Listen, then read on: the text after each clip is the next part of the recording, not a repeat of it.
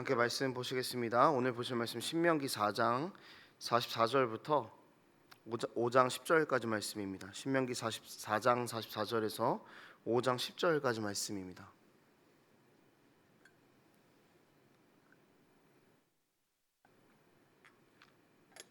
신명기 4장 44절에서 5장 10절까지 말씀 한 절씩 교독하겠습니다. 모세가 이스라엘 자손에게 선포한 율법은 이러하니라. 애굽에서 나온 후에 모세가 증언과 규례와 법도를 선포하였으니 요단 동쪽 벳볼 맞은편 골짜기에서 그리하였더라. 이 땅은 헤스본에 사는 아모리 족속의 왕 시온에게 속하였더니 모세와 이스라엘 자손이 애굽에서 나온 후에 그를 쳐 멸하고 그 땅을 기업으로 얻었고 또 바산한 옥의 땅을 얻었으니 그 두 사람은 아모리 족속의 왕으로서 유다 쪽 헤돈 쪽에 살았으며 그 얻은 땅은 아르논 골짜기 가장자리 아로엘에서 시온산 곧 헤르몬산까지요 곧 그 동쪽 온 아라바니비스가 기스갈의 아라바의 바다까지이니라.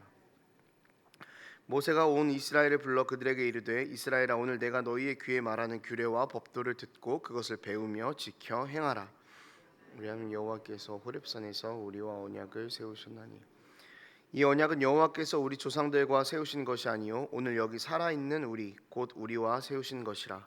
여호와께서 산 위 불 가운데에서 너희와 대면하여 말씀하시매 그때 너희가 불을 두려워하여 산에 오르지 못하므로 내가 여호와와 너희 중간에 서서 여호와의 말씀을 너희에게 전하였노라. 여호와께서 이르시되 나는 너를 애굽 땅 종되었던 집에서 인도하여 낸 내 하나님 여호와라. 나 외에는 다른 신들을 내게 두지 말지니라. 너는 자기를 위하여 새긴 우상을 만들지 말고 위로 하늘에 있는 것이나 땅 및 물속에 있는 것의 어떤 형상도 만들지 말며 그것들에게 절하지 말며 그것들을 섬기지 말라. 나 내 하나님 여호와는 질투하는 하나님인즉 나를 위하는 자의 죄를 갚되 아버지로부터 아들에게로 3, 4대까지 이르게 하거니와 나를 사랑하고 내 계명을 지키는 자에게는 1000대까지 은혜를 베푸느니라. 아멘. 오늘 본문의 시작은 모세가 율법을 선포하는 장면입니다. 모세는 모든 백성들을 불러 모아놓고 이스라엘 백성들에게 지금 내가 이야기하고 있는 이 규례를 듣고 배우고 또 지켜 행하라라고 그렇게 명령하고 있습니다. 그러면서 대표적으로 우리가 잘 알고 있는 십계명을 이야기하기 시작합니다. 오늘 본문에는 1계명, 2계명만 나와 있고요. 내일 본문부터 3계명씩 차례대로 볼 텐데요. 1, 2계명이 앞에 나온다는 것, 이것이 10계명에서 가장 중요한 부분이라고 봐도 과언이 아닙니다. 왜냐하면은 특히나 1, 2계명은 하나님에 대한 이야기이기 때문입니다. 이 계명 안에서 우리는 어떤 교훈을 얻을 수 있을지, 하나님 우리에게 무엇을 알려주시고자 하는지를 함께 살펴보고 주님께서 주시는 은혜를 한 번 더 누릴 수 있었으면 좋겠습니다. 10계명을 볼 때요 가장 중요한 것이 있습니다. 이것을 그냥 문자 그대로만 보아서는 안 된다는 것이죠.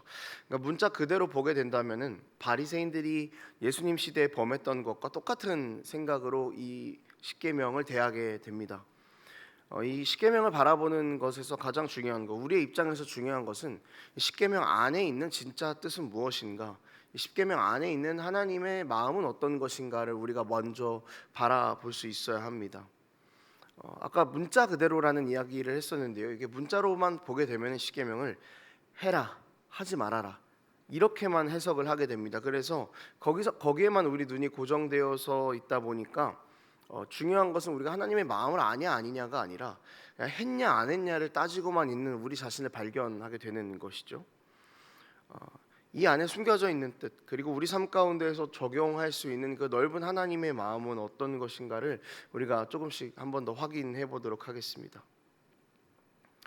그리고 삶의 방향성, 십계명을 보면서 우리가 중요한 것은 하나님의 마음을 알고 우리 삶의 방향성을 그분께 맞추는 것입니다. 이것이 십계명을 우리가 바르게 지키는 태도라는 것이죠. 각 계명의 의미를 조금씩 살펴보겠습니다. 1계명을 한번 보겠습니다. 1계명은 나 외에 다른 신을 두지 말라라는 이야기입니다. 여기서 이 1계명에서 우리가 확인해 볼 수 있는 것은요, 사랑의 대상에 대한 이야기입니다. 대상을 바르게 설정하라라는 이야기이죠. 그러니까 어떻게 사랑하냐, 뭐 얼마나 사랑하냐, 뭐 언제 사랑하냐, 이런 것 이전에 앞서서 가장 중요한 것은요, 누구를 사랑하냐, 이 주어의 문제일 것입니다. 그래서 누구를 사랑하는가 해서 하나님을 사랑해야 한다라는 것, 하나님만 사랑해야 된다는 것이 가장 중요한 계명이지 않습니까? 그래서 이것이 아마도 십계명의 처음에 있는 것입니다. 하나님께서 1계명을 주시면서 하나님 한 분만 사랑하고 하나님 외에 다른 것들을 의지하지 말고 하나님을 늘 우리 삶의 가장 최고로 모실 것을 우리에게 명령하고 계신 것입니다. 우리는 하나님을 우리 삶의 최고로 모시겠습니다 라고는 이야기하지만요, 여전히 우리 안에 있는 연약함들 때문에 하나님을 뒤로 밀어둘 때가 참 많은 것 같습니다. 그래도 제 삶에서 하나님은 맨 뒤는 아닌데요 라고 이야기하실 수 있겠지만, 하나님이 이미 우선순위에서 밀리는 순간 뒤에 있던, 얼마나 뒤에 있던 그것은 크게 문제가 되는 것이 아닙니다. 그냥 하나님이 밀려 있다라는 것 자체가 중요한 것이죠. 하나님께서는 우리를 사랑하신다고 하셨습니다. 그래서 이 십계명을 봐도요, 상호간에 이렇게 언약 가운데에서 생기는 거거든요. 그러니까 일방적인 그런 사랑이 아니라 늘 죄 가운데 있었지만 하나님께 불순종했지만 그래도 하나님께서 그 백성을 사랑하셔서 언약을 맺으시고 이렇게 하면은 너가 나와의 관계를 유지할 수 있다고 말씀하신 그 사랑의 방법인 것입니다. 근데 그렇게 하나님께서 우리를 사랑하셨음에도 불구하고요, 여러분 우리는 늘 그 말씀 앞에서 연약합니다. 하나님의 말씀을 잘 듣는 것처럼 보일 때가 있지만 사실은 제대로 듣지 않고 불순종할 때가 너무 많다라는 것이죠. 그리고 하나님께 불순종하는 것에 대해서 우리가 무뎌질 때가 너무나 많은 것 같습니다. 그럴 때마다 우리가 기억해야 될 것은 이 1계명 반드시 기억해야 됩니다. 이 7절에 보면은요, 나 외에는 다른 신들을 내게 두지 말지니라 이야기하고 있습니다. 여기서 그냥 다른 신을 내게 두지 말라 이렇게 이야기하지 않고요, 나 외에는 이라고 이렇게 특정을 하고 있습니다. 이것은 굉장히 강조하는 표현인 것입니다. 부모가 자녀에게 정말 이걸 하면 안 돼, 이거는 엄마 아빠가 싫어하는 행동이야 라고 계속해서 이야기를 강조해서 하면은요, 자녀는 부모가 싫어하는 행동을 하게 될 때 아무래도 한 번 더 생각할 수밖에 없게 됩니다. 제가 첫째 오뉴에게 이거를 하면 안 된다라고 이야기를 하도 하니까 그 별로 안 좋아하는 일을 할 때 저한테 꼭 물어보더라고요. 이거 하면 안 돼? 이렇게 물어봅니다. 그래서 어떤 부모님이 좋아하지 않는 행동을 하려고 할 때 계속해서 부모님이 강조해서 이것들을 아이에게 이야기한다면은 아이는 그 순간 이거 우리 부모님이 정말 싫어하는 행동이겠구나, 하면 안 되겠구나라고 브레이크가 생기는 것이죠, 행동에 대해서. 그러니까 하나님께서 오늘 이 1계명 앞에 나 외에를 붙이신 것은요, 브레이크입니다. 브레이크. 하나님께서 우리가 하나님 외에 다른 것을 사랑하는 것을 매우 싫어하신다라는 것입니다. 이것을 기억하면요, 여러분 우리는요, 하나님을 사랑하는 것에 무뎌졌던 우리의 마음을 다시 점검해 볼 수 있는 것입니다. 하나님 외에 내가 사랑하는 것들, 하나님보다 우선순위에 있는 것들, 우리 삶에 너무 많지 않습니까? 잘못하고 있다는 것을 알지만 계속해서 우리는 무뎌집니다. 하지만 우리가 반드시 기억해야 하는 것은 그 외에, 나 외에 하나님께서는 우선순위가 잘못된 우리의 삶을 매우 싫어하신다는 것입니다. 그러면서 우리가 다시 우리 삶을 돌이키고 하나님께 회개할 수 있었으면 좋겠습니다. 사랑의 대상인 하나님만 사랑하게 해달라고, 하나님 외에 다른 것들에 눈돌리지 않고 또는 그런 행동이 무뎌지지 않도록 나를 지켜달라고 기도하며 간구할 수 있어야 하는 것입니다. 그리고 우리가 하나님을 우선순위로 밀어두는 우리의 삶의 모습들이 보일 때, 주님, 이거 주님 싫어하는 거 맞으시죠? 제가 여기서 돌이킬 수 있도록 도와주십시오. 이것을 계속해서 기도하면서 우리가 우리 삶의 우선순위를 늘 점검하며 살아야 한다는 것입니다. 이것이 하나님 나라 백성의 삶입니다. 이 두 번째는요, 우상을 섬기지 말라고 말씀하시죠. 그러니까 첫 번째가 사랑의 대상에 대한 문제였다면 2계명은 하나님을 사랑하는 방법을 말씀하고 계신 것입니다. 사랑은 내 방식대로 사랑하는 것이 아니라 상대방의 방식대로 해야 사랑인 것입니다. 연인 관계에서 선물을 할 때 고민을 합니다. 그러니까 보통 어떻게 선물을 줍니까? 내가 원하는 선물을 상대방에게 줍니까? 아니면은 상대방이 받으면 좋아하고 기뻐할 것 같은 선물을 줍니까? 보통 후자죠. 상대방이 받았을 때 좋아할 것 같은 선물을 주지 않습니까? 그게 사랑이기 때문에 그러는 겁니다. 만약 그 연인 관계나 혹은 배우자에게 선물을 줄 때 무엇을 좋아할지를 내가 고민하고, 이 사람이 이 선물을 받았을 때 뭘 좋아할까를 고민하고 있는 내 모습을 발견하게 된다면 그것이 사랑의 증거가 될 수 있다라는 것입니다. 내가 사랑하는 그 사람에게 맞춰주고자 하는 것이죠. 하나님을 사랑한다라는 것, 이계명에서도 그렇습니다. 우상을 섬기지 말라는 것, 하나님께서 원하시는 방법대로 하나님을 사랑하라는 것입니다. 하나님이 원하시는 방법대로 하나님을 섬기는 것은 이 안에서 좀 두 가지 정도로 살펴볼 수 있을 것 같아요. 하나는 본문 안에서 직접적으로 언급하고 있는 형상에 대한 문제입니다. 형상, 하나님의 형상 외에 다른 것을 형상으로 만들어서 하나님을 예배하는 것, 그것은 옳지 않다라고 이야기하는 것이죠. 여러분, 우리는 형상에 대해서 조금 아무렇지 않게 생각하는 경향이 있습니다.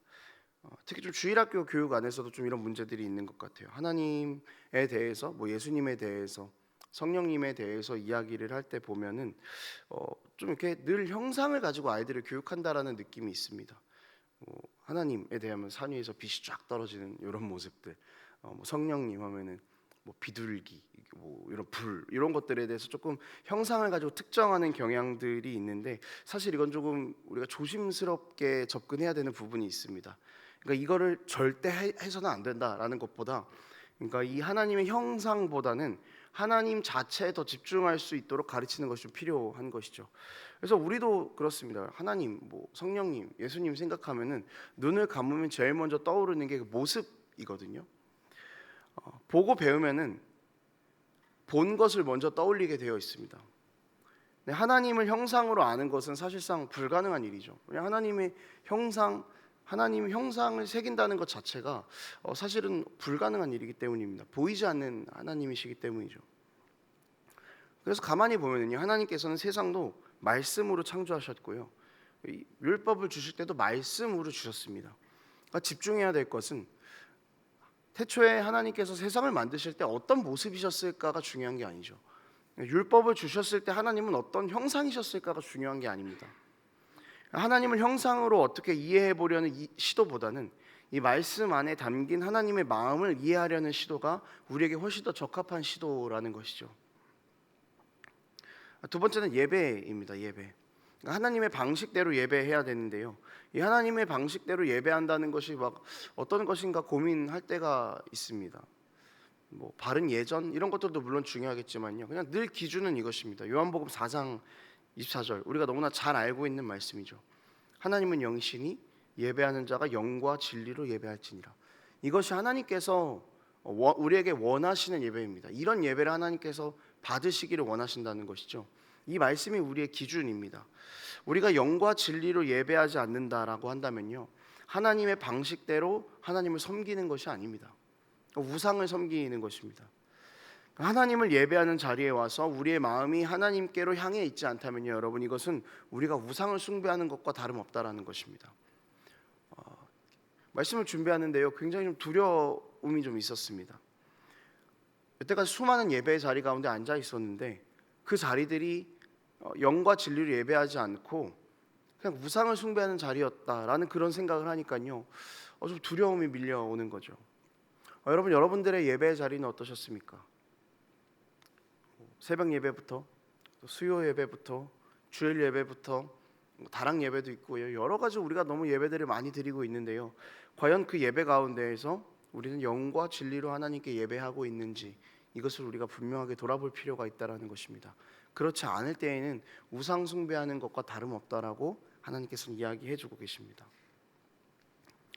우리가 드렸던 그 수많은 예배의 자리들이 우상 숭배의 자리는 아니었었는지 다시 한번 생각해 보고요, 우리의 모든 마음과 중심을 하나님께 드려서 오늘 우리가 드리는 이 예배가 정말 내 삶의 마지막인 것처럼, 오늘 내가 드리는 이 예배가 정말 하나님께서 기뻐 받아주셨으면 좋겠다라는 그 고백과 소망으로 드리고 있는지, 이것들을 점검하기를 원하고요, 우리의 매 예배 가운데에서 영과 진리로 예배하는 은혜와 시도들이 하루하루 회복되고 또 회복되기를 원합니다. 이제는 우리가 이런 우상 숭배에서 돌이켜서 하나님만 섬기고 영과 진리, 우리의 모든 심령을 주님 앞에 새롭게 함으로 예배할 수 있게 되는 그런 우리가 되었으면 좋겠습니다. 말씀을 정리하겠습니다. 시간이 많지 않은데도 두 계명을 이야기를 했습니다. 중요한 좀 부분만 짚고 넘어갔었는데요. 이 1, 2계명을 통해서 하나님께서 우리에게 주시고자 하시는 교훈은 너무 확실합니다. 하나님만 사랑하라는 것, 그리고 하나님을 더 깊게 하나님의 방식대로 사랑하라는 것입니다. 여러분, 우리의 삶은 어땠습니까? 나는 정말 하나님만 사랑했는지, 그리고 모든 것을 다해서 하나님을 사랑했었는지를 돌아볼 수 있었으면 좋겠습니다. 앞으로 우리의 삶이 이 1, 2계명 안에 들어있는 하나님의 마음을 알고 이 마음에 늘 방향성을 두고 살아갈 수 있었으면 좋겠습니다. 쓰러질 수 있죠. 넘어질 수 있죠. 그렇지만 방향성을 주님께 두고 있다는 것이 정말 중요합니다. 쉽지는 않겠지만 여러분, 그래도 하루하루 하나님의 백성으로 지어져가는 그 은혜가 우리에게 있게 되기를 소망합니다. 말씀을 붙잡고 살아갈 때 주님께서 주시는 그 풍성한 은혜와 기쁨을 늘 매일의 삶 가운데에서 누리는 그런 우리의 삶이 되기를 원합니다. 기도하겠습니다. 하나님 아버지, 우리 말씀을 통하여서 다시 한번 우리를 비추어 봅니다. 주님, 우리가 하나님만 예배하기를 원합니다. 하나님만 사랑하기를 원합니다. 하나님께서 원하시는 방식대로 영과 진리로 예배하는 우리의 삶이 되기를 원합니다. 주님, 우리가 하나님 외에 다른 것들을 사랑하는 것들을 다 제쳐둘 수 있도록 도와주시고 오직 생명의 근원이 되시는 그 주님만 붙잡을 수 있는 우리의 삶 될 수 있도록 주님 붙잡아 주시옵소서. 나도 모르게 섬기고 있는 우상이 있었던 것은 아닌지 돌아보며 우리 안에 있는 우상들을 다 제거해내며 하나님께서 원하시는 방식대로 사랑할 수 있도록 주님 그렇게 우리를 붙잡아 주시옵소서. 하루하루 이렇게 말씀을 가지고 살아가는 것이 우리에게 너무나 어려운 일인 줄 압니다. 그러나 주님, 지키려는 그 노력 가운데 주님께서 늘 은혜를 주셔서 오늘 하루 우리가 더 하나님 백성의 삶으로 가까워져 갈 수 있도록 하나님 우리를 붙잡아 주시옵소서. 감사드립니다. 예수님 이름으로 기도합니다. 아멘.